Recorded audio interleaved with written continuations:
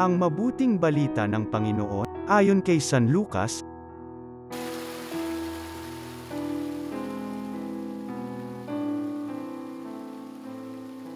Noong panahong yun, umakyat si Jesus sa bundok upang manalangin.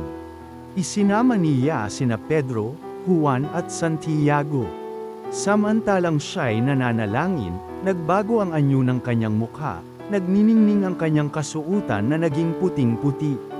Di kaginsagan sa'y lumitaw ang dalawang lalaki, sina Moises at Elias na napakitang may kaningningan, at nakipag-usap sa kanya. Pinag-usapan nila ang nalalapit na pagpanaw ni Jesus na magaganap sa Jerusalem.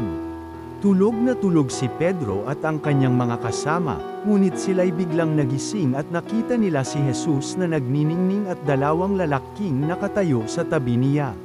Nang papaalis na sa tabi ni Jesus ang mga lalaki, sinabi ni Pedro, "Guro, mabuti pa'y dumito na tayo. Gagawa po kami ng 3 kubol. Isa sa inyo, isa kay Moises, at isa kay Elias." Ang totoo'y hindi niya nalalaman ang kanyang sinasabi. Nagsasalita pa siya nang matakpan sila ng isang ulap, at sila'y natakot.